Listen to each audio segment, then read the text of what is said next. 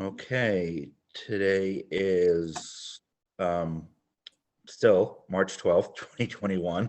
And this is the policy committee of the River Valleys Unified School District, and I call the meeting to order at 9:13. Any additions or deletions to the agenda? None. Okay, no public. I need to postpone the minutes until next month. They're not quite ready yet, so Okay. we'll postpone that. And correspondence. I did include in our folder the emails from Lori and Jennifer. Oh, perfect for residency. Right. But we'll cover those in the residency policy portion, not under correspondence.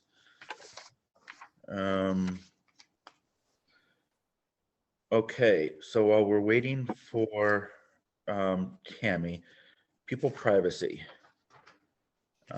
It's basically is the same policy that we have now. There's Tammy. She looks like witness protection program.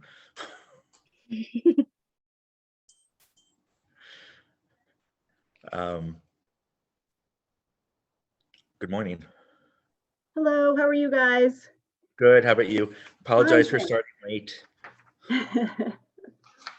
Yeah, I do have to go at 9:45. I have a meeting about a student that I've got to get to. So Okay. about a half hour. Yeah, so I was telling Kate, I think what we'll do is we'll jump around a little bit because I think there's some policies on here that are more important than Okay. others to get your input on. Sure. Have you had a chance to review any of the existing policies, the pupil privacy, the nutrition?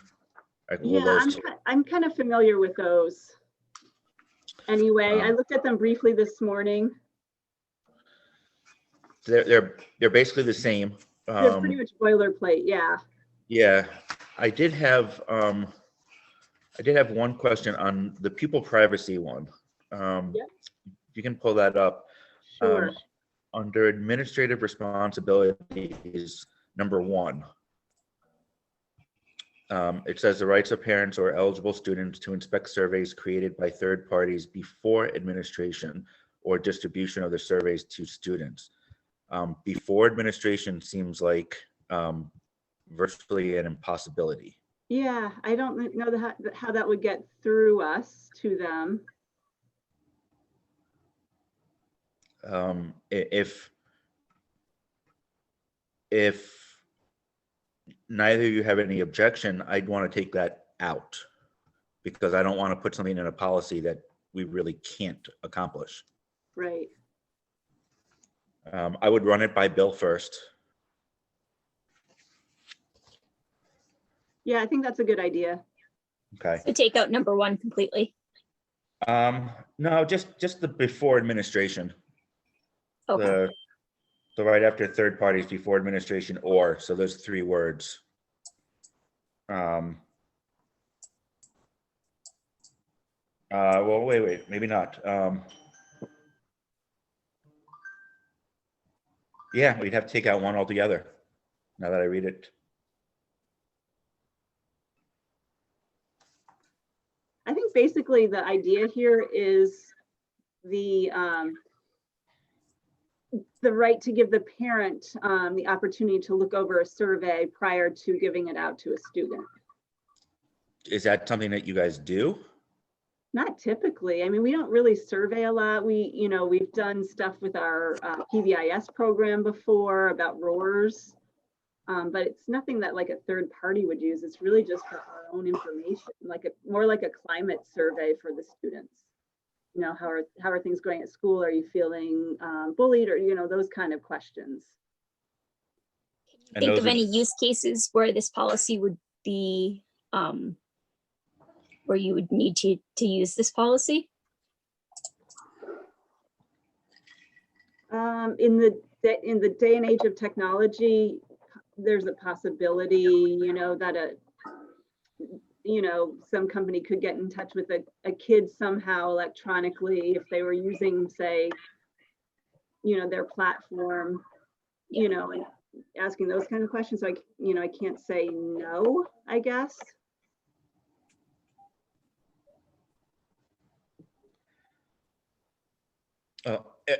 Unless you have objection, I'll run it by Bill. I don't object to that at all. To me, it just seemed kind of, for dealing with elementary students, what the last thing I'd want to do is to give a parent a reason to say you guys violated your own policy. Right. If you did administer something which was completely innocuous, but Right. just because it's in writing. Exactly. Then a couple of really small housekeeping things. On number 3, I believe that's supposed to say arrangements. 2, yeah. Right. And then something that just bugs the hell out of my anal retentive eyes. They have periods at the end of some of these and semicolons at the end of some of these. So I'm just gonna change them all to periods. They should be, yeah. Yeah. I'm sure they cut and paste from something else and that's how it ended up. Any other comments on this policy? Nope. Okay. So we'll bring that back next month to vote on it. Nutrition.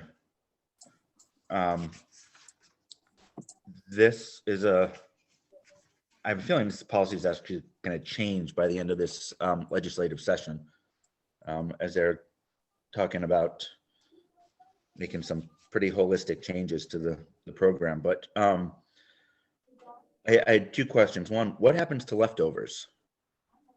Well, this year we really don't have leftovers because we're serving meals in containers. Okay. But in the past, we had so many different food service companies.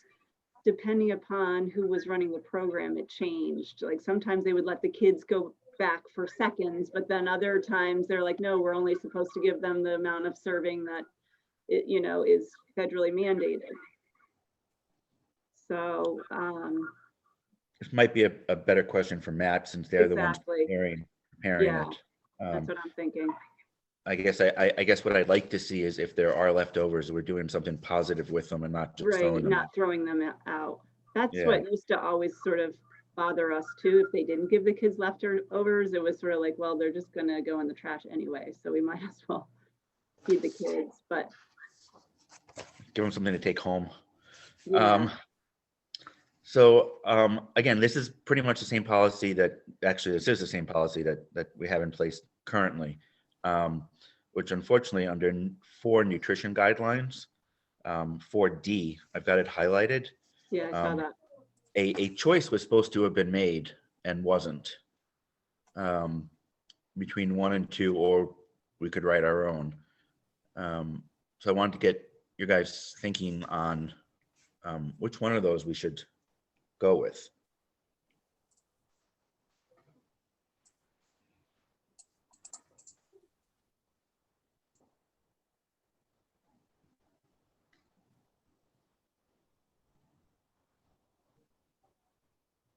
I don't know what smart snack standards are. I was gonna say, do we have a definition for what smart snack standards would be? It is throughout this policy. It's a federal, let's see if we've got a reference. I'm Googling it. Okay, pretty sure it's a federal standard. I can go ask Jen really quick if she's in the office. Hold on a sec. Let me just see if she knows. Okay, great.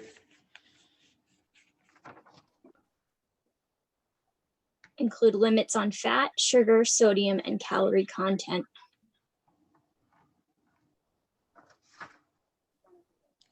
So no vending machines. Pretty much, like selling M&Ms would be very bad. My high school totally had a vending machine, and I would totally eat Snickers like every single morning or whatever.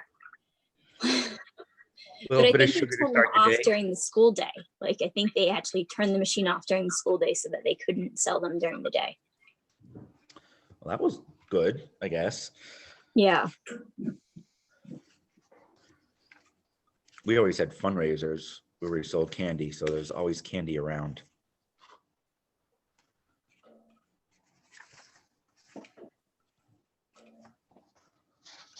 Hey guys, I might need to exit. I think my early childhood state licenser just arrived on site, and that's where Jen is showing her around. So I'll stay tuned. I'm going to turn my video off for now. Okay. And, All right. okay, sorry. No No worries. problem. Go take care of what you have to take care of.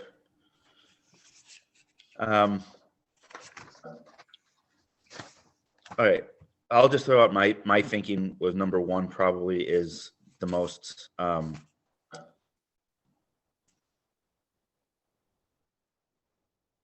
open-ended, not quite the word I was looking for, but flexible. Flexible, yeah. So when feasible, food provided but not sold should be limited to those foods that improve the diet and health. Help mitigate.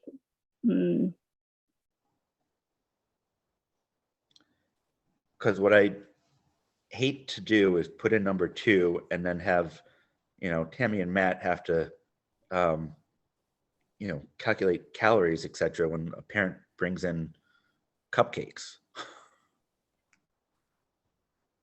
Well, I think, that wouldn't, so a parent providing something sounds like it would be different than the school providing something. Yeah, but this is foods provided but not sold may include food that is part of a classroom celebration or provided by parents or community organizations free of charge. Oh man, yeah, a cupcake isn't gonna comply with that. Like,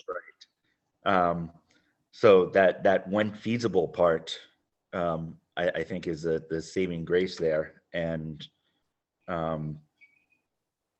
when feasible, yeah, let's go with number one versus that way they don't have to think about all those details. I have not read the student handbook that goes out from Wardsboro. I don't know if it's the same one that goes out from Dover. It's different. So I don't know if there's anything about snacks that can be brought in or such in there, but if not, then we may want to recommend that something be added to this regard. Yeah, I don't remember if there was something about that or not. And this year's totally different because this year you just, like, the Valentine's Day celebration, like the kids' Valentines had to go in early enough to quarantine before they were given to other students, from one student to another. And any snack, like no homemade snacks could be made. It all had to be something prepackaged. So like that was the COVID compliance. So, and it was nice because they found a way to still do Valentine's by offering the Valentine's a quarantine situation. Yeah, what type of packaged, I just curious what kind of packaged foods were utilized? Anything from like lollipops to like fruit leather, like yeah, just different things like that. Some kids did non-food snacks like pencil, or not non-food snacks, but non-food treats like a pencil or something, a Valentine's pencil, or like little tattoos or creative different things like that. Mm-hmm. Right. And then yeah, I don't think we did anything at Halloween this year, but yeah, it's crazy. So the only other question, and again, this is probably more for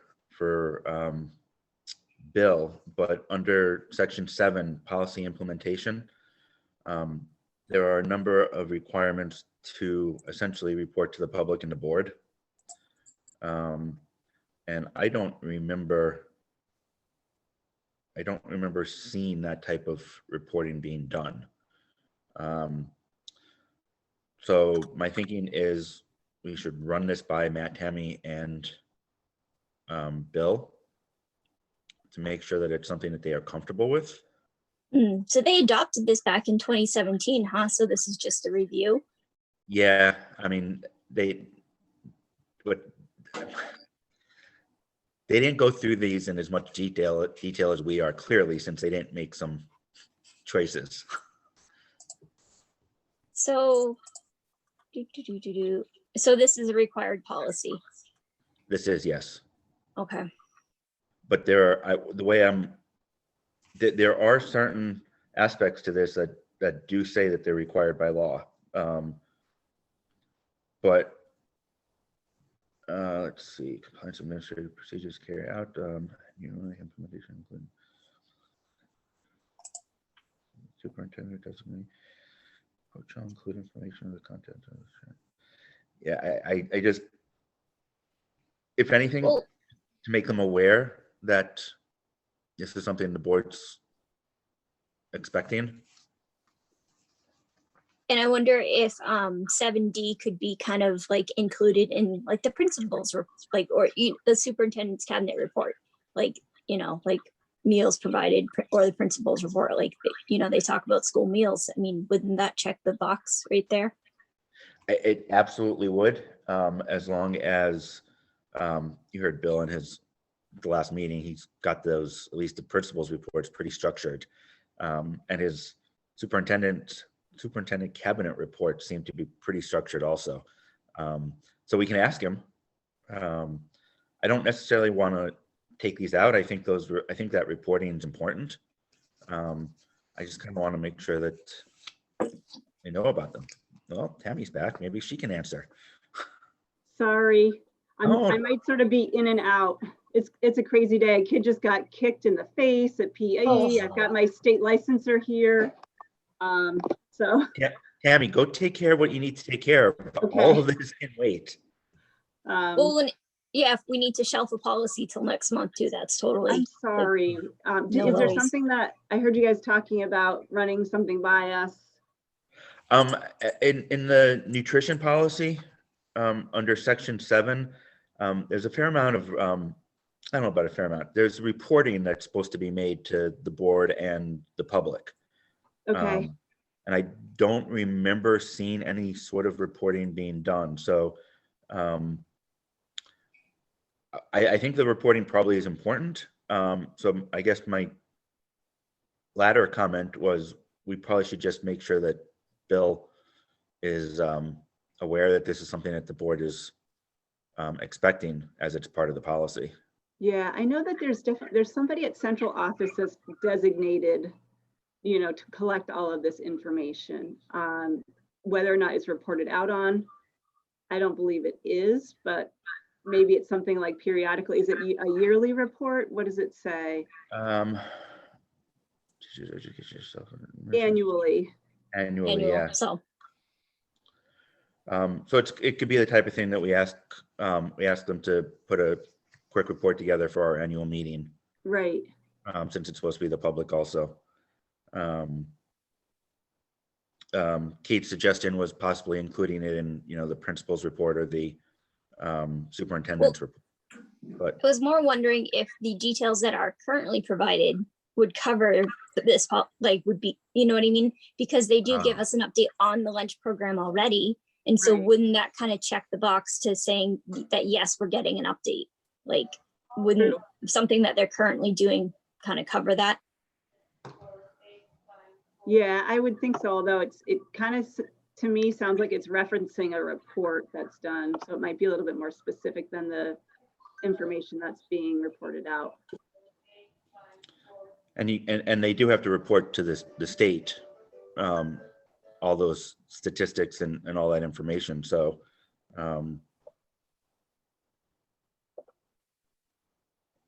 why don't I just send an email to Bill saying, in reviewing the policy, we see number 7. Can we just make sure that this happens somehow? And leave it to him and you guys to kind of figure out how you want to do it. That works. Hopefully hopefully it's something that the person in his office can put together without, too much trouble. Right.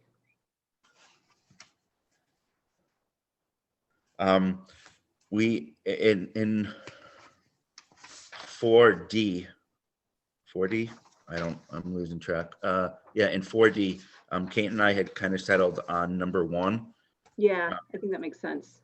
Okay, well, the when feasible seemed to be the deciding factor there. Right. Um,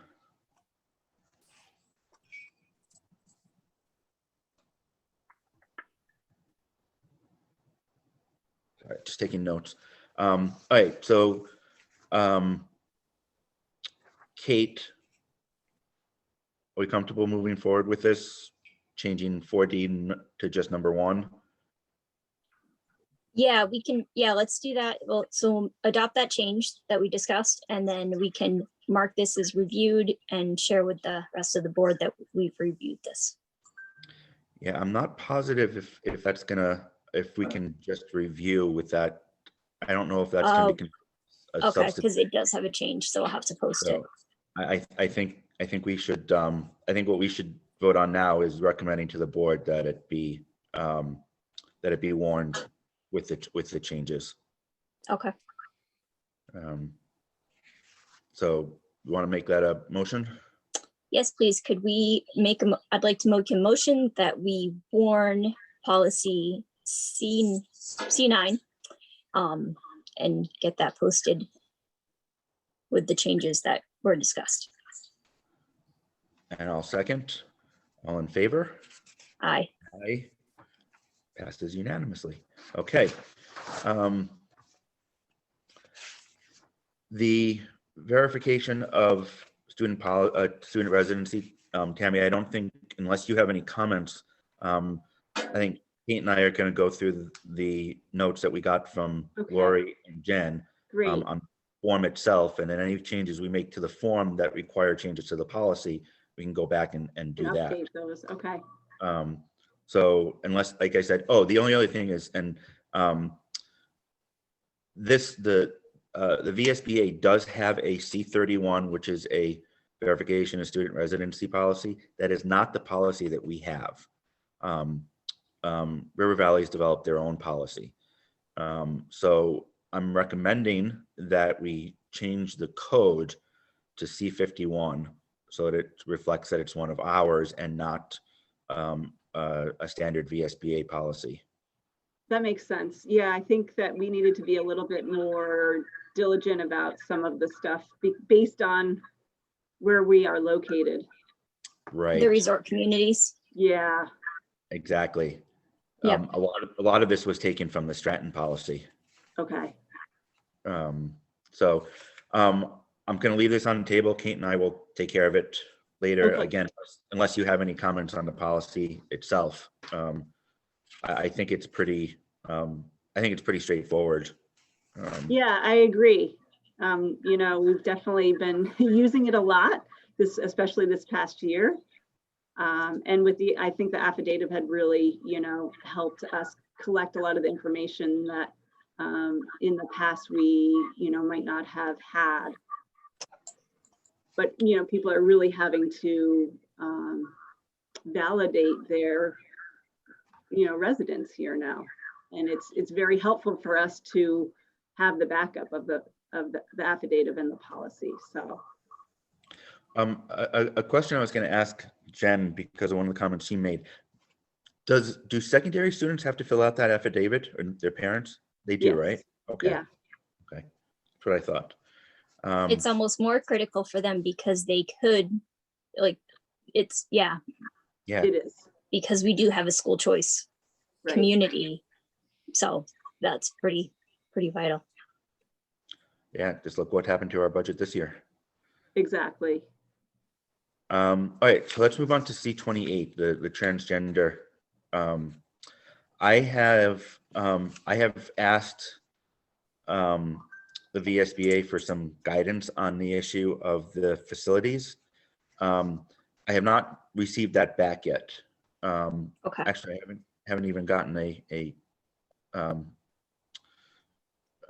response that they got my email, but I'm pretty sure they did. But in reading it, and I don't remember where it was, in reading it, it seemed to me like it provided enough leeway Here it is, use of gender segregated facilities. It's on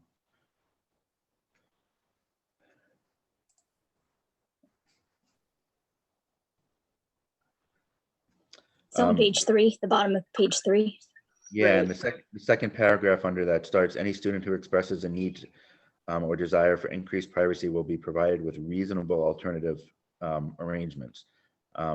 It seems to me reasonable really covers almost any situation.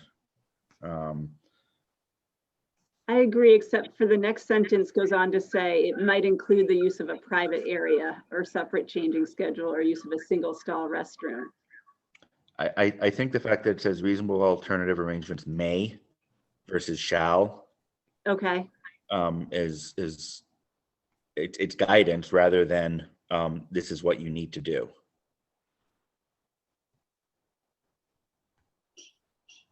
Because we're working with the building constraints that Wardsboro has. Because Right. Dover, there were no constraints. They had many single restrooms throughout the building, but Wardsboro is a much smaller facility and doesn't have those options. And I think this does cover. I think this covers you, Tammy. okay, Personally, if you're uncomfortable, we'll postpone it till we get an answer from the VSBA. So you give us a yay or nay here. I'm comfortable, but you need to be comfortable. yeah, no, I'm comfortable. I just don't want to get in a situation where we're not able to provide something that someone is requesting based on a policy. Because operationally, we can't provide a separate bathroom for males or females. I get that, and I would not be comfortable moving forward with this if I thought that it would put you in a bind. Okay. I don't think it does. Kate, where's your thinking on this? I think we have to really stand on that word. Yeah, on the verbiage and make sure that we're all on the same page with that. But may include, I think that gives us, yeah, I think that gives us enough to work with. That Okay. the building constraints are what they are. Like we can't magically fix them. So if we're comfortable with this aspect of the policy, the larger question is, do we want to recommend a policy to the board? I have made a point at our last 2 board meetings of saying that we are going to take this up, so that if the public wanted to make any comments, they could come. They haven't. So whether or not we may get something after the fact is a different story, or when it's on the agenda for the actual whole board. But I am comfortable moving forward with it. But again, Tammy, this is a policy that you're going to be implementing if needed, so you need to be comfortable. And Kate, I obviously want to know how you feel. I mean, I think that this is an issue that could very well come up, and I think that we need to be prepared in the case that it does. So I think that we should have it. Okay. I agree. I think it's a policy that, in some ways it's unfortunate that we have to worry about protecting human rights, but it is a thing that we need to be diligent about and make sure that we're ready to help people that need help. Right. So, and making sure that regardless of who is enforcing that they're on this, like on the page to make good choices. And those were match sentiments last month. So I look for a motion if you want to move forward, Kate. Yes, I make a motion that we move forward with warning policy C28 to the River Valleys Unified Board. So I'm just going to reword that a little bit, that we recommend to the board that we warn the policy. warn Okay. 28. Okay. I will second. All in favor? Aye. Aye. Great. Okay. Time our way. You need to leave, Tammy. Okay, I've got 2 more minutes. Okay. Great advancement. This is a policy that the VSBA has done away with, has removed from their policy packet because the state board rule was removed that it referenced. But in talking about it last month with Matt, he felt that there have been times when he needed to fall back on the policy that Dover had, which ultimately put the decision on the principal, where the existing D2 did not. So what I did was I basically took the Dover policy and put it into D50, and thought that we'd go through it and see how I know that Matt likes it. He has used it, but it is relatively detailed with some procedure aspects. So Tammy, I'm going to turn it over to you since you have to leave anyway. Yeah, we had Wardsboro, prior to the River Valleys, had a policy that was very similar to this. So it was probably the same one that the VSBA had passed down, and Wardsboro had adopted it when it had its own board. So this looks very similar. I too have had to use the more the retention piece of it than the promotion piece. But I agree with what Matt was saying. It is really great to have something to fall back on. So you'd be in favor of the draft D50 policy? Yes. Okay. Kate? I think it makes a lot of sense to let the principals, especially in our small schools, have a big voice, and this policy definitely puts some great parameters in to help families and the teachers and administration work through any challenges that they're having. So I think we should move forward. Yeah, and just from the few experiences that I've had, all of the families have been extremely collaborative. So maybe we've been very lucky and fortunate, but it's always been a team decision. All right.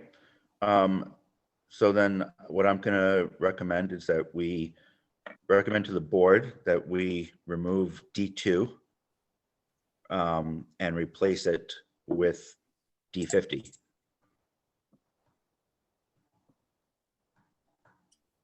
That sounds great. Okay. So I think that's going to be 2 quick motions. One to remove D2, recommend to the board that we remove D2, and then a second one that we recommend to the board that we adopt D50. That sounds good. Okay. So I'll make a motion. Bye, Tammy. All right. Thank you, you. Tammy. You can just say so moved if you want. So moved. There we There go. you go. To make the 2 motions. We can do them together because They go hand in hand. they go hand in hand. Yeah. So I'm going to second. All in favor? Aye. Aye. Okay. So D2 remove, adopt D50. Okay. If we end up approaching the 10 o'clock hour and you need to go, just say so. Okay. No. What I'd like to do, and I did not print it out, unfortunately, go over the comments from Jennifer and Lori on the affidavit itself. Do you have that pulled up? I do have it pulled up. So where would you like to start? I got to pull it up first, so give me a second. Let's see what policies.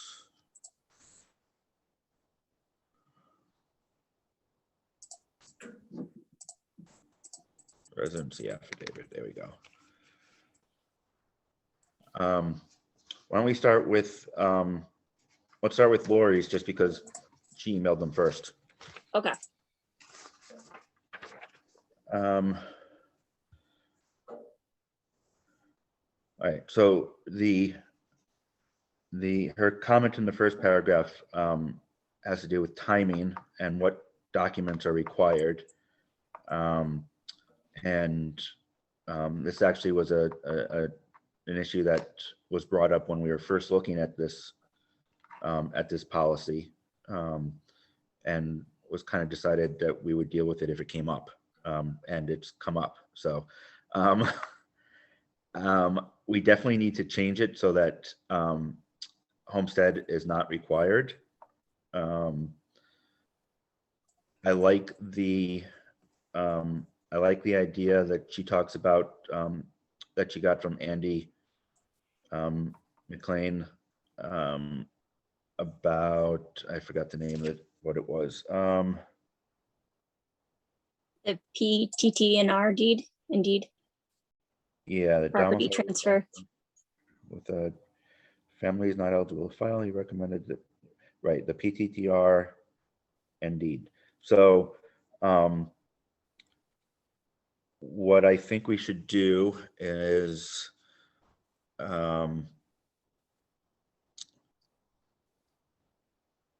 say homestead declaration or the PTTR and deed. Mm-hmm.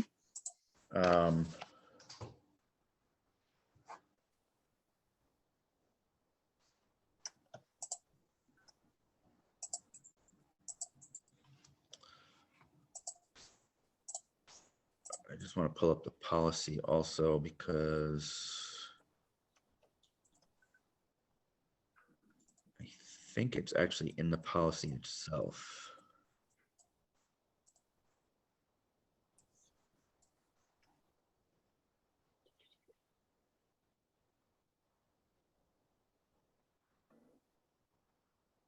There it is. Of course, it was the last one.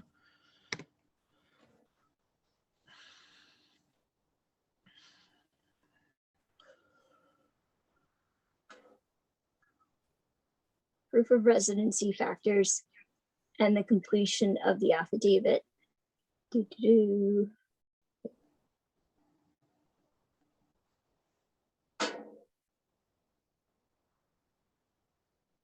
Following proof of residency, confirmation of the state of Vermont that your legal homestead, the current tax bill or current mortgage papers, closing statements, or a lease. Where are you? I'm on page, the top of page 2, Top of page 2. bottom of page 1, top of page 2. Page 2 has, I'm on the draft policy right now. Draft C51. Well, that would help if I pulled up 51 instead of 31. I knew it didn't look right. Here you go. Nope, that's not it. C51, right? There it is, draft C51. Too many tabs. Okay, confirmation of state legal homestead or okay, current tax bill, mortgage payment, address, name, legal code, notary,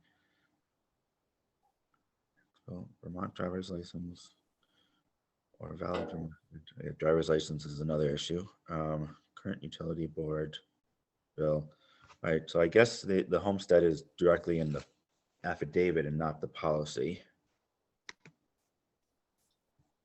Well, it's confirmation, number 1, not confirmation from the state of Vermont that your legal homestead is in Dover or Wardsboro. Wouldn't that be the homestead?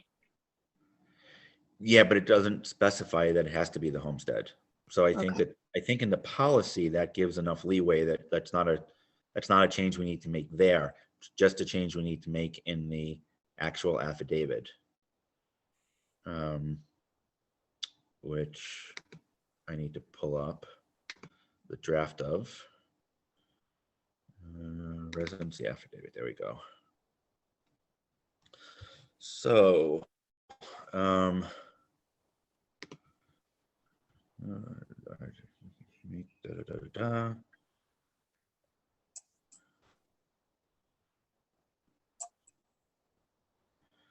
began renting, I purchased residence. We provide a copy of the PTTR for the sale. Residence is owned by a trust. Okay.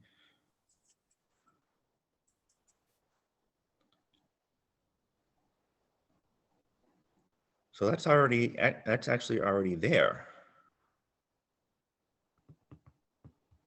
I'm looking at on the draft affidavit, page 3, number 2. Just the residence. Well, is that what, didn't one of them say something about instead of purchasing the residence in the RVUSD, like calling it Dover or Wordsboro? I don't know. Hang on. It might have been in Jen's, which I read through really quickly. Oh, Lori had something on page 3, number 2, where letter A to D is followed by the Roman numerals, little lowercase I and double I underneath C. How it has 2 bullets under C.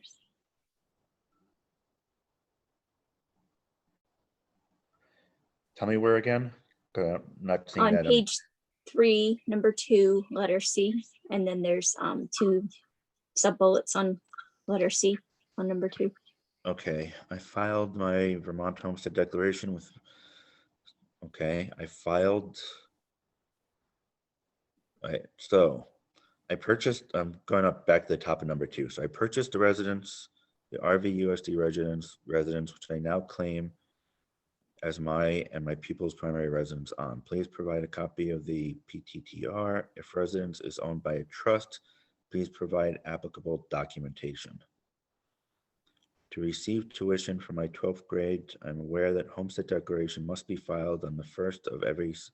Okay, that's just an awareness. I understand that no secondary tuition payments will be made to my pupil if I fail. Okay, that's fine. I filed my Vermont declaration with the Vermont Department of Taxes, yes or no. So if they say no, so if N, well, that makes no sense. Both of them are if N. If N to 2C, I have since filed or shall immediately file Vermont Homestead Declaration with the Vermont Department of Taxes. And then Or- D would actually be part of C. Because tax, like where it says Oh, yeah. D, that's actually part of C right there. So that needs to get, because that would be where they state the reason. Yeah.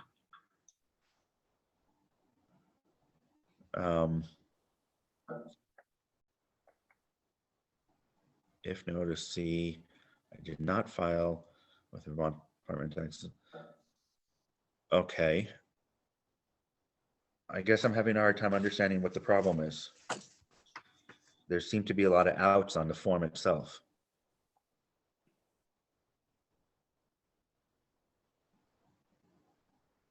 Well, so that was Lori's thing. She noticed that the letter D wasn't necessary, and that was accurate because it was a continuation. Right. That was What she was ultimately saying. But she was saying that the requirement is either proof of ownership with homestead tax status or proof of ownership with a completed homestead affidavit with PTTR. In order to file a homestead declaration, you must reside in the home for 1 full calendar year. And in addition, the declaration has to be filed by April 15th, although the deadline was, yada. Okay, I spoke with Andy, Dover Town Clerk. Requirements because none of the families had resided in the home for a full year. He was very helpful. He explained that family moved here in July or August, they would not be eligible homestead tax. Okay, in order to have qualified, families would have needed a domicile reside in Vermont for the entire 2019 calendar year. And own them. For families not eligible to file, he recommended having them submit their property transfer form and deed. Required all family. So what I'm having a hard time with, and maybe I'm just missing something, is the requirement. I don't see the requirement that they have to have filed homestead declaration, because in C2, well, in C, they can say they haven't filed and why, and then it says in 2 proper, provide a copy of the Vermont PTTR. So am I? Hold on, in 2 proper, so I purchased the residence, da da da. Oh, so number 2, you're asking them to provide a copy of the thing, the PTTR Right. or the trust. To receive the tuition, I'm aware that I must do a homestead declaration and after the first year. So I think that statement in A is not super clear. To receive tuition, I'm aware that my homestead declaration must be filed on the 1st April, but technically you need to do it on the 1st April after the first full year of living there. Like you can't do it, like if you move in January of 2021, you can't just file in April 2021. You have to wait till April 2022, right? No. In order to file, because in her first paragraph, she says, in order to file a homestead declaration, you must reside in the home for 1 full calendar year. And in addition, the declaration has to be filed by April 15th. I don't think that's correct. I think, and I'm pulling it up now, I think in order to file it, you just have to, on April 1st, you have to be living in that. Okay, so this is, I'm on the Vermont Homestead page. Department, yeah. All properties considered non-homestead, yada, yada, yada, the education tax part. It is your responsibility as property owner to claim property as a homestead if you meet or expect to meet the following requirements. You are a Vermont resident. You own and occupy a homestead as your domicile as of April 1st. So there's no requirement that you be there for a year. The only requirement is that April 1st is the cutoff. That's when April 1st is the cutoff for the grand list. So for a family that moved in July 1st, 2020, they wouldn't have done this. And so they wouldn't have been able to provide Jen and Lori with this for the 2020-2021 school year. They wouldn't have done a homestead yet. Correct. And that's where they would do the PTTR. Right. The way I am reading this affidavit is that you have to, essentially it says you have to provide the PTTR, and there it is asking for the homestead declaration, but if you don't have it, then in C2 you just explain why.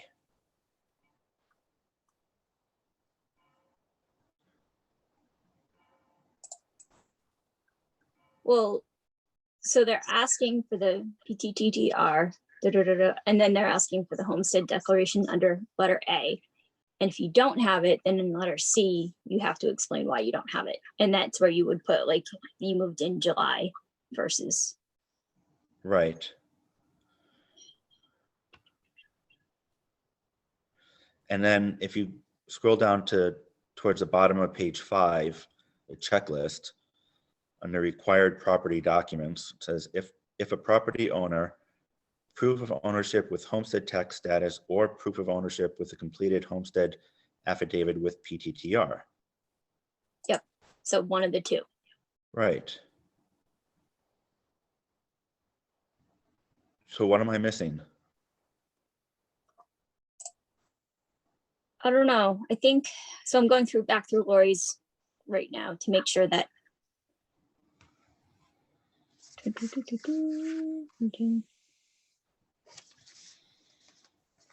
Oh, the voided check.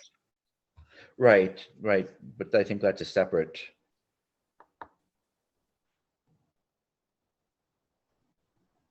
We definitely can do something with that. Okay.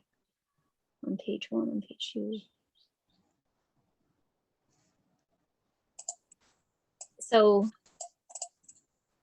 Because she said in the third paragraph of Lori's email, she said before I spoke to Andy, she required all new families to fill out the homestead declaration and send it in with their taxes.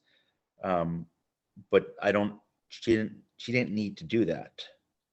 right, but now now she knows that she's got the proof of ownership with the PTTR. So they must have updated that at some point after, as they learned more information.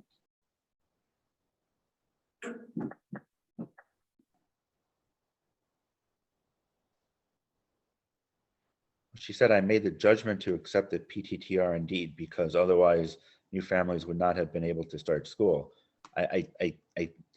What I'm trying to figure out is where on this, why in her reading of this affidavit, why did she believe that the homestead declaration was required? Because I want to change wording if we need to, so that it's not interpreted that way. And I just, well, we may have to ask her.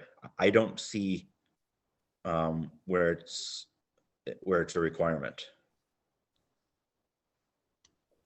Well, you can have a document that says one thing and people can read it in many different ways. So I think that's what we're working to ensure that it reads clearly. Right. And there's less room for wiggles. So this just to give you a little history, this form is a greatly watered down version of the form that we got from Stratton. Oh man. That I went through myself and Dwight went through with a pretty fine-tooth comb individually, and I ended up recreating. So that typo where there was a D in 2, that was my fault, because I had recreated the form completely. Yeah, this is a pretty watered down version. Theirs is really, really intensive. I've heard that from a friend that lives in Stratton, and I've also heard that they will go by the residence and check, which they're not allowed to do, but yeah. If I don't know if you've been at any of the board meetings, if Rich has brought it up since you've been on the board, but he talks about a time when they were sued over denying residency for that very reason, that the chair of the board at the time, I think, or a board member was going by the house and there were never any cars there or lights on or anything. So they denied residency and then were sued and lost. You're not allowed to make a decision based on a drive-by or even many drive-bys, which was one of the reasons that we wanted such a relatively intensive requirement for the affidavit. So yeah, well, I'm open to any suggestions that you have, and we can reach out again to Lori to ask her if she has any suggestions on things to reword so that it doesn't read as if a homestead declaration is required.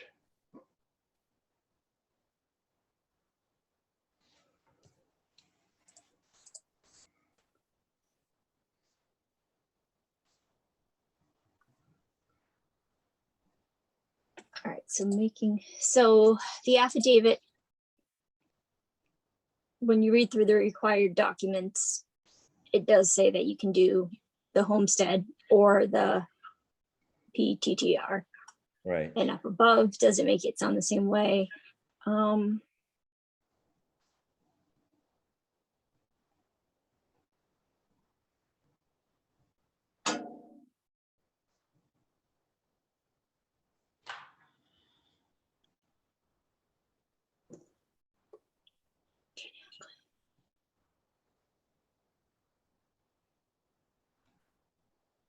It's funny because like I'm thinking of like if I were filling out this form, like you could have a family that purchased a home 20 years ago, but now they've made the choice to relocate because now they are able to, because now their employer is allowing them to work remotely. So Well, yeah. and that's, I think that's part of what Lori was saying, was that they can go to the town clerk and get a copy of the PTTR, and Even though it's an older sale. yeah, I mean, that's, those records are permanent. Okay. So, it might be a hassle, and I think you have to pay 10 cents per copy. But they'd have to go get a copy of that. I don't feel like we need to add that that the deed is a requirement. I think that PTTR is enough. Mhm. I mean, that's a document that gets filed with the state. I mean, it's not like, it's not like somebody's gonna Photoshop a document like that. I mean, I guess they could, but so I don't think we need to make it extra hard that they've got to have two documents. No. Deed. I mean, and on page 5, we could boldface the word "or." If that helps, and it's not a major change. Yeah, because I think like in the case of a new family, when you're going down through the document and you're reading number 2, you would see that you could just do the PTTR. It's going to ask you about the homestead, which you're probably like, what is the homestead? If to be for a new Vermont homeowner resident, that's a new element. Oh, yeah, I'm still figuring it out. Yeah, I remember the first year I had to file taxes as a homeowner up here in Vermont. It was tricky, like to be like, wait, what am I? Yeah. Yeah, but what I haven't figured out yet is that annually I have to file for an extension. So I don't file until October, and this is due April 15th. So I'm trying to figure out how you get the information to fill out the form. But that's I'll call the Department of Taxes to get an answer from them. But yeah, it's not the easiest thing in the world for a new resident to figure out. No, not at all. But I think 2C is an out,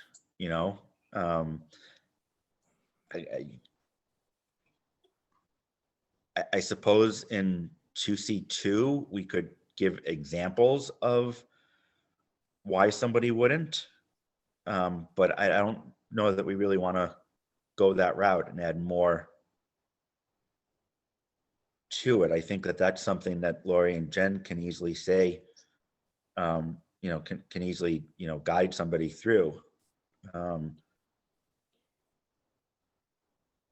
Well, and so if they own property up here and they've got the thing, but they didn't file their homestead tax for some reason, it's actually aren't they paying a higher tax rate? I don't know if that's true in Wardsboro. In Dover, it's been true the last 3 years, but prior to that, it wasn't true. Homestead was actually a couple cents lower most years. So it changes. It depends on what the state decides. Excuse me. But I think in general, non-homestead is a higher rate. Yeah. So it's to their benefit to file. Absolutely. So if they don't do it, then, I mean, they're still contributing. Probably more. I mean, you don't get income sensitivity if you don't file a homestead declaration.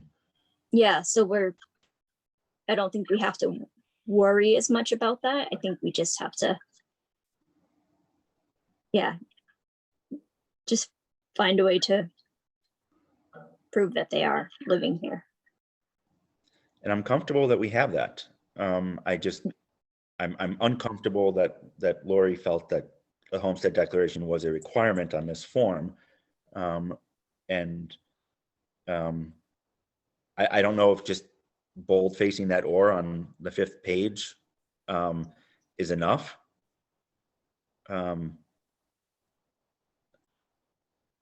Seems to me if somebody's Okay, so 2B, I understand that no secondary tuition payments will be made for my pupil if I fail to file my homestead declaration. Do you see that part? Yep. Yeah, so that would say to me as a person like receiving forms that, oh, you have to do it. So I don't know if we want to. Okay, so we need to reword that so that That's a sticky part. because that probably is.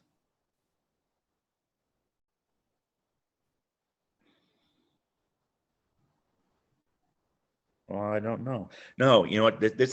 I had an issue with this when we were going through the form, because at the time I was living in a house that was owned by a trust, Mhm. which a trust cannot file a homestead declaration. Oh yeah, so So I definitely had an issue with this at the time that I raised, and again, it was kind of like, we'll deal with it if it comes up. So okay, so to receive tuition from my pre-K 12 grader, I'm aware that my homestead declaration must be filed on the 1st and subsequent April 15th. so is that a thing? Like, do they have to, in order to enroll in Vermont schools, do other towns have that where you have to? So why are we trying to say it's a thing? Is that like from the Stratton verbiage? Yeah, Okay. it's a way to make additional assurance that that they don't just own a home, but they're actually living here. Yeah. But there are circumstances, such as the property being owned by a trust, where that will never happen. Where they can't do the homestead. Right. And that is the sticky point here. So I'm glad you pointed that out, because I just went right by that.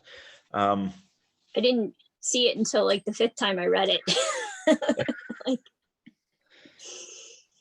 So what we could do is in "to proper," where it says, please provide a copy of yada yada yada, and then at the end, if residence is owned by a trust, please provide applicable documentation. We could just put please provide applicable documentation and skip to page 4. We don't have another question after it, so it's hard to say skip to a question, but because that really, A, B, and C are not applicable to a property owned by a trust. That takes care, roughly, that takes care of that problem. It does not take care of the wording of B, which I can see where that could be intimidating and problematic. Well, and that would be tricky for Lori and Jen to navigate, like how to move forward.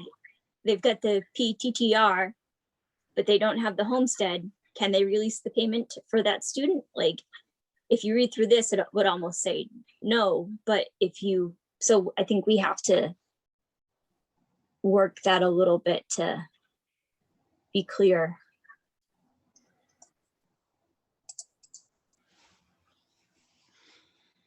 current tax bill, closing papers. I'm now looking over back at 51 to see how we can make these two be in alignment.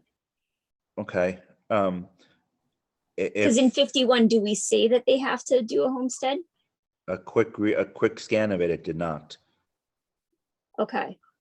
But So, it- yeah, You need to give it a good reading. One way around 2A, 2B, 2A and 2B would just be to say like, if applicable, to receive tuition for my pre-K. Because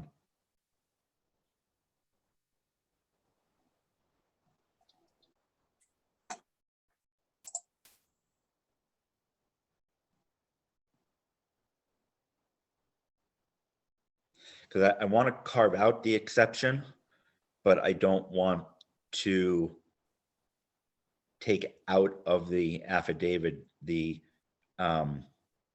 implication that you should have your homestead declaration.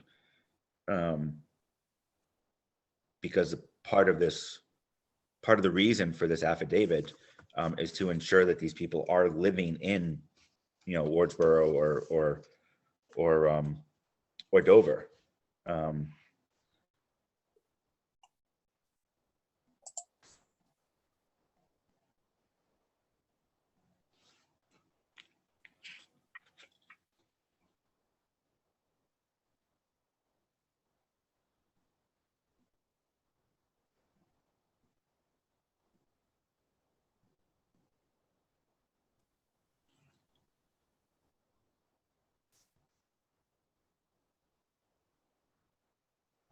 and I don't think I don't know, I'd be curious if we have the same challenges that Stratton has with their secondary tuitions and such.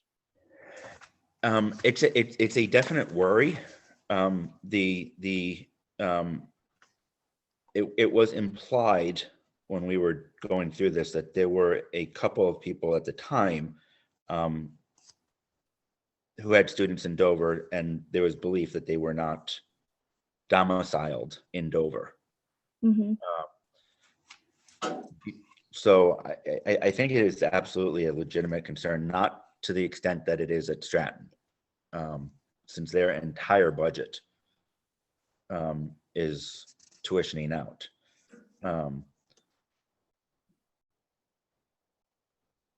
And anecdotally, I've heard that there were like families in Stratton that might have a condo and the child might live at the condo, even though like it's a 16-year-old, and it would get SMS tuition and go as a day student,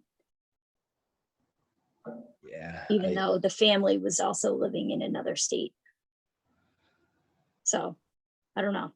When it comes down to it, people are going to find ways to get around it if they really, really want to. We just don't want to make it easy for them. So I guess what we want to do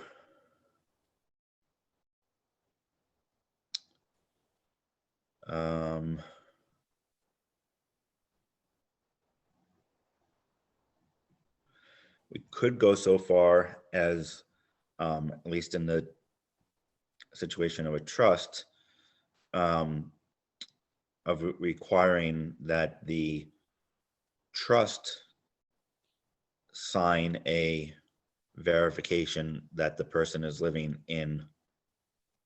domiciled in the residence. Theoretically, very easy to get around. I'm the trustee of my own trust. I could sign anything for it. But the trustee would still be signing it as a legal document.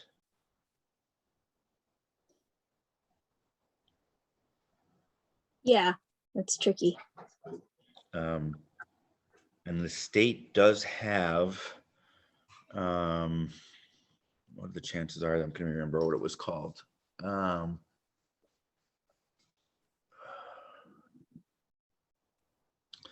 was for the DMV.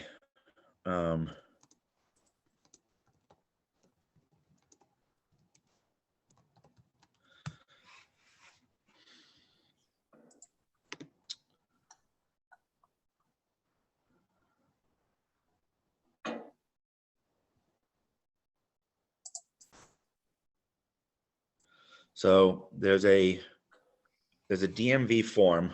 If you want to look it up, it's VL-002 residency certification. ZL? V is in Victor, L is in Larry. 002? Yep.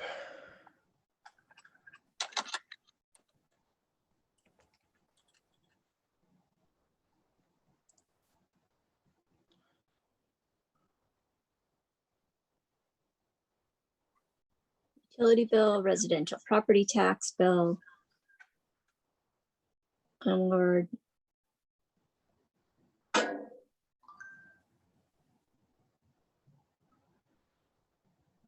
Oh, renter's insurance, homeowner's insurance, that would be a really solid one. Well. No, it's pain too. Yeah, it's. That's pain. We could add those as options and, instead of like the check. Yeah. But what's the part of this form that I would be applicable for us is the lower part of the first page, where you have somebody certifying that that person is living in a residence which they don't own or rent and therefore have a lease.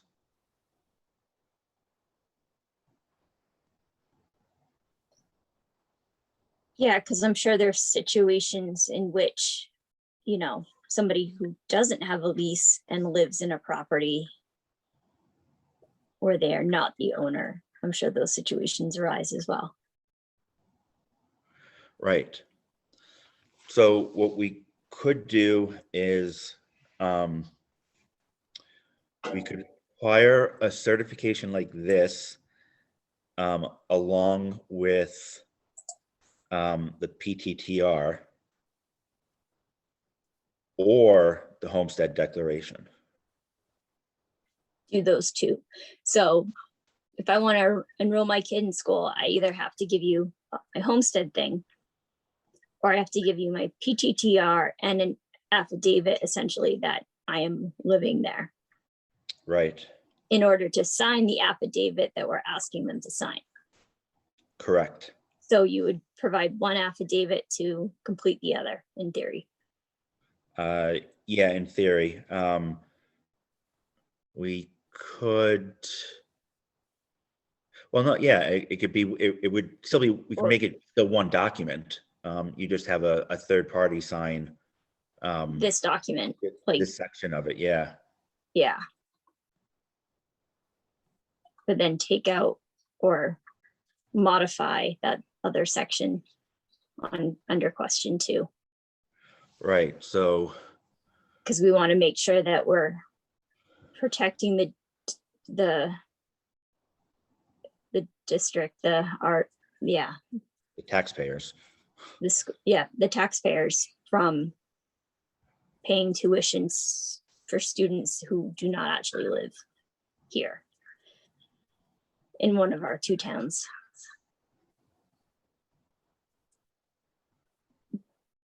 But realizing that not everybody is going to have to be able to file the homestead tax or homestead declaration, and so giving a secondary option.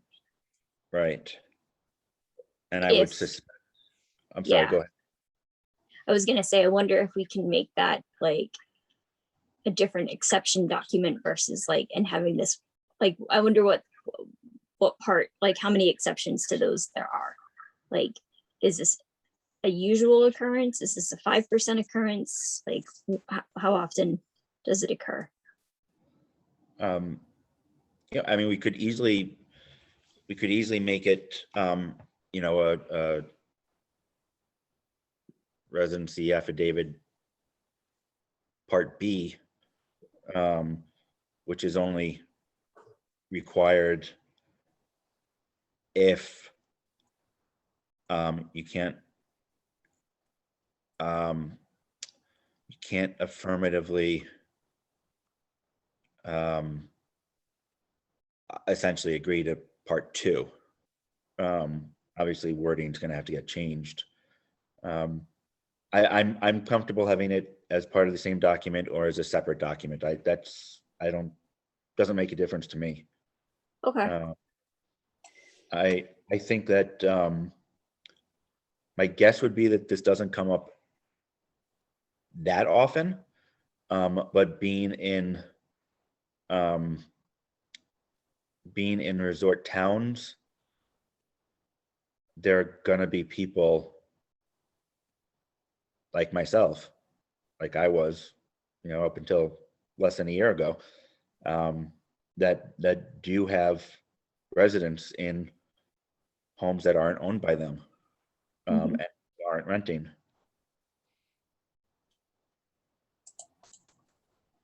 I'll throw out this other scenario to you, which I think this would cover. Originally, when I first got involved in the school board, the reason I got involved was that I was dating someone who had 3 young kids, who was going to be moving here, and I wanted to know what was going on with the schools.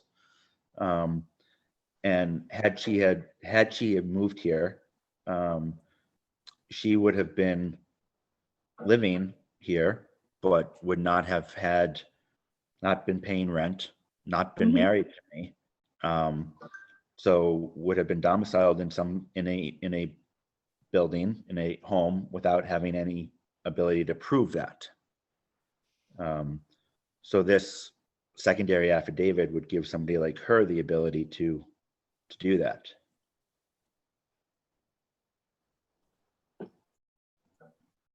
Yeah, it's funny when you think through all the different use cases, like, you know, that it's not always clear cut. And so building this in such a way that it allows Lori and Jen an efficient way to do what they need to do, because they have to deal, like, there's a good number of students they each have to deal with, and all parents and families and such. So trying to make it more efficient for everybody involved. So in essence, what we're saying is for number 2, if applicable, you need the homestead declaration. If you have moved and purchased the residence, or have moved to something you owned, or have purchased a residence and haven't yet filed the homestead declaration, you need the PTTR and this affidavit. Yeah. So restructuring that question, like, all right, like, so restructuring 2 altogether and just being like, all right, first option, homestead, filled it out, boom, clear. Okay, you're good, move on. Second option, in order to get your tuition, we need to see this, we need to see that, we need an affidavit. So just kind of restructuring those elements. Could I ask you to take that on? Feel Feel free to. Can you send me the recording so I can have the memory? Yeah, absolutely. And just for your reference, or the reference of anybody who's listening, the recording is always available in the, I upload it the same day, usually, to the folder. Okay. So the meeting docs, I keep meaning to set up a YouTube channel, and forgetting to get a hold of the IT guy to get him to set that up for me. Yeah, they're always available. And I send them to Bill also, so he always has a copy. So I'll send you the link as soon as I get it from Zoom, though. Okay. So you have direct access. So we'll rework number 2 to be homestead first option, and then second option, including affidavit.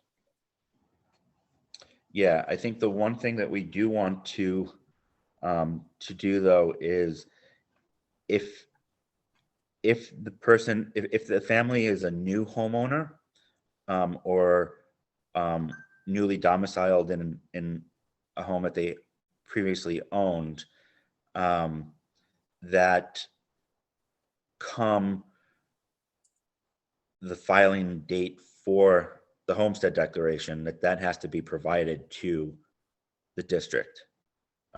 Because we do want, assuming that they file it, because we want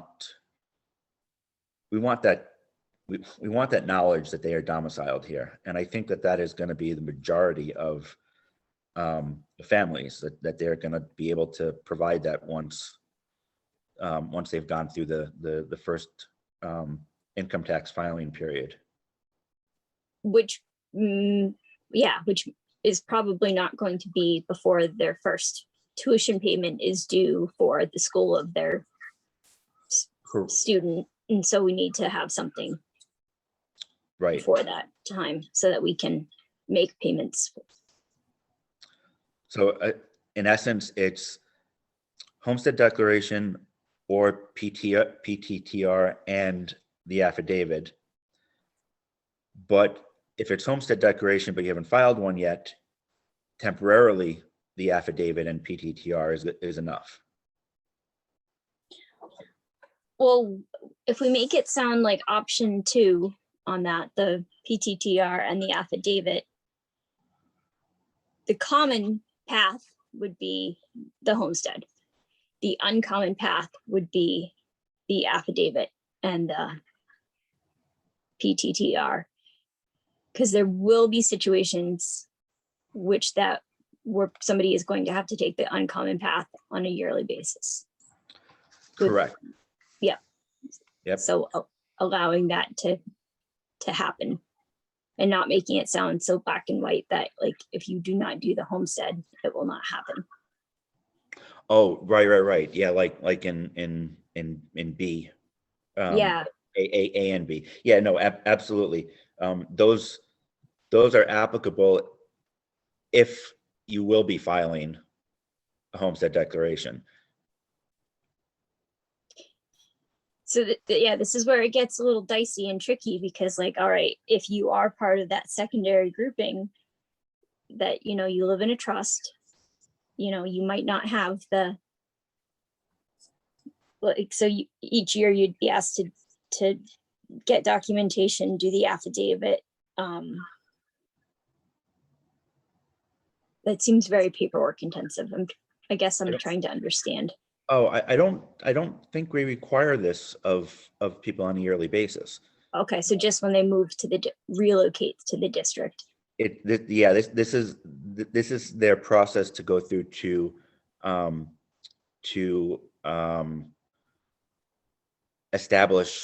show that they have established residency within the district.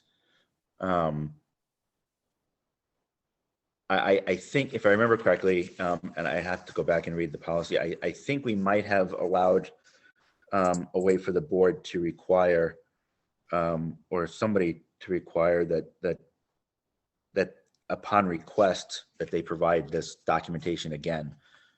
So if there was suspicion that they weren't in district, for example. But no, if somebody is living in a trust, in a house that's owned by a trust, or with somebody and not paying rent, then unless their situation changes,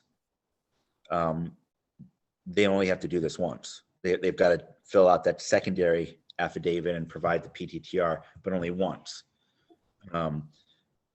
With somebody that is domiciled in a home that they own, then either they provide the homestead declaration, the most recent one.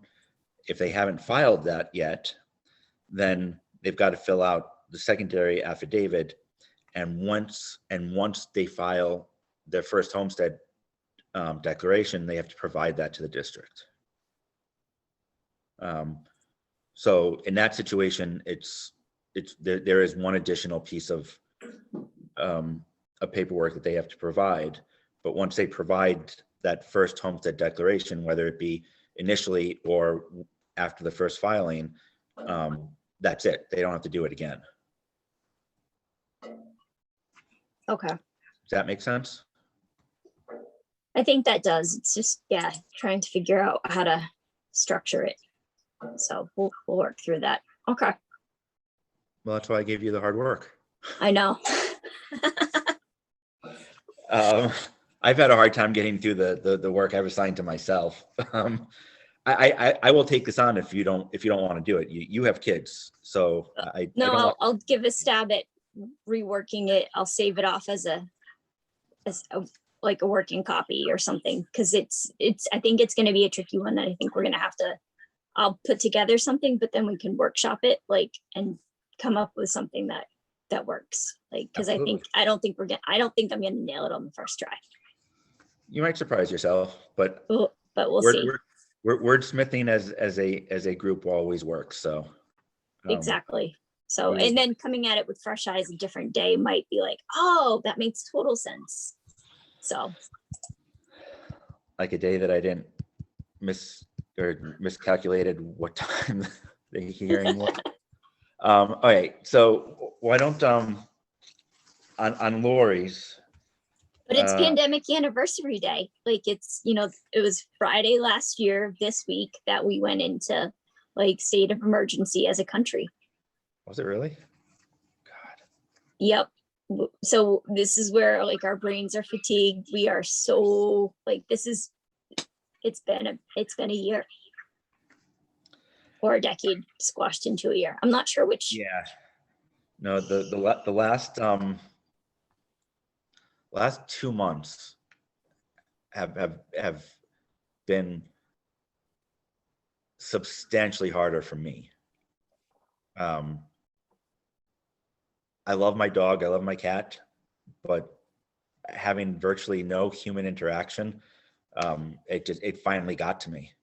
It changes the way that your brain functions, and I think people are starting to see that about how we're all our brains are working in different ways now, and it's really tricky.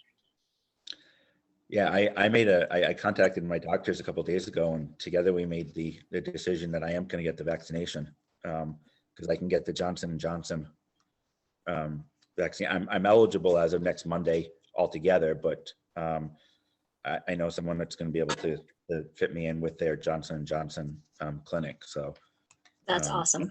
That was the only one that we felt, my doctors and I felt comfortable with me having. So I'm glad it's out. I'm glad I can get it. But yeah, it's crazy.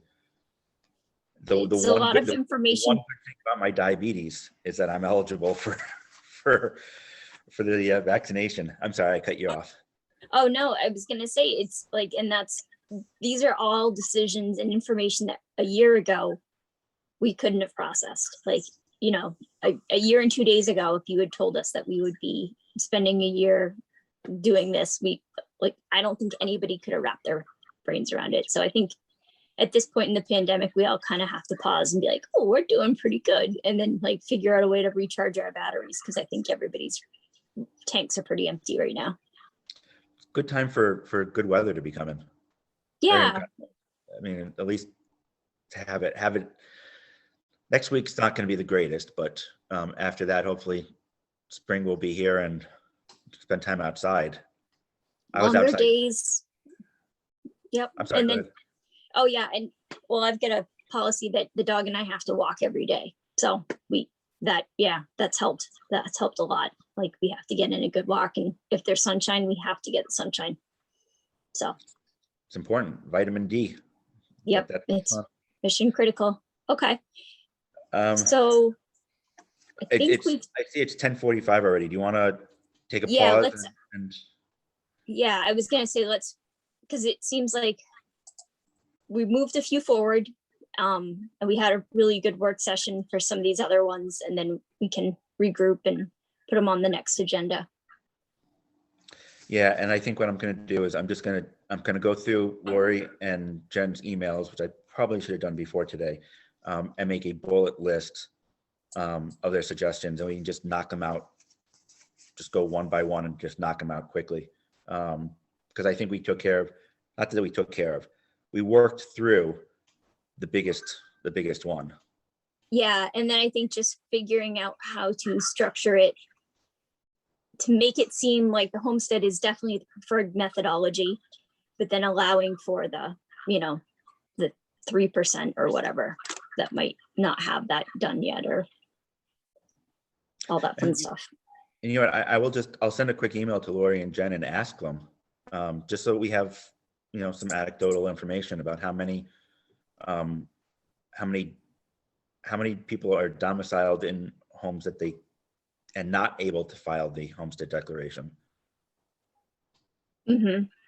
Just so And we I have wonder it. if Lori and Jen are sharing the Vermont homestead declaration for people for the first time. If people are like, wait, what is this? Like, so that would be interesting to learn as well. From Lori's email, it sounded like that probably was true multiple times during this cycle. Mm-hmm. All right. Okay. So I will put together a bulleted list and email Lori and Jen non-homestead. And first time, ask them about first time homesteads, whether they found out for the first time from them. For future agenda items, I am still awaiting an updated policy from the VSBA on C21. Mm-hmm. We will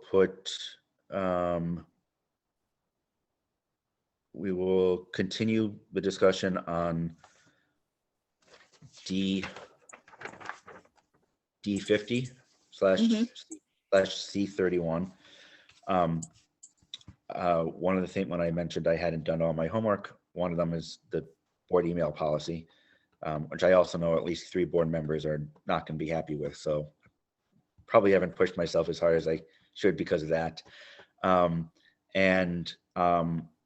Per our discussion at the last board meeting, the capitalization policy, which is F something or other.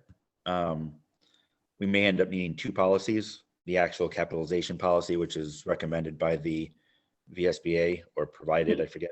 And then we may need a policy on use of capital funds, which was, I think, more of the discussion that we had on Monday than was capitalization. But that will be next month. Are there any things I have forgotten, or anything that you want on future? No, I think we've got some bigger ones that are taking some more time to process. So I think we've got to, we were making fast progress on the first couple, but I think we've hit some bigger ones that need some more time and attention. Agreed. So I think we're going to just kind of focus in on those, and then we can figure out the next few to add to the list. And if there's ever a topic that you want, a topic or policy that you want on the agenda, just let me know. I try to get the agenda out by the Monday before our meeting, so I can get posted and warned. Okay. So with that, I'm going to adjourn at 10:47. All right. Technically, we don't need a motion for, so. Oh, perfect. Thank you very much. I hope you